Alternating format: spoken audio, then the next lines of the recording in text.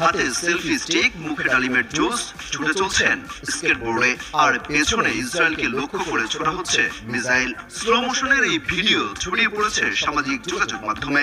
মূলত ইসরায়েলকে কটাক্ষ করে এমন ভিডিও বানিয়েছে তেহরান। সাউথ আফ্রিকা অবস্থিত ইরানিয়ান এম্বাসির টুইটার থেকে এই ভিডিও প্রকাশ করা হয়েছে। এরপর থেকে ভিডিওটি নিয়ে চলছে ব্যাপক সমালোচনা, কারণ ভিডিওটি অনেকটা ইসরায়েলকে অপমান করেই বানানো হয়েছে। ছড়িয়ে পড়া ভিডিওতে দেখা যায় ইরানের সশস্ত্র বাহিনীর যৌথ কমান্ড নন ইনভার্টার এসির দামে ঘরে আনুন বিদ্যুৎ সাশ্রয়ী ইনভার্টার এসি। এখন 1.5 ton my one inverter AC মাত্র 48,900 টাকা পাওয়া যাচ্ছে মিনিস্টার শোরুমে। খাতাম আল আম্বিয়া সেন্ট্রাল হেডকোয়ার্টার্সের মুখপাত্র ইব্রাহিম জুলফাকারি জুস খাচ্ছেন। ভিডিওতে রসিকতা করে বলা হয়েছে ডালিমের জুস পান করলে তেল আবিবে আঘাত হবে আরো নির্ভুল।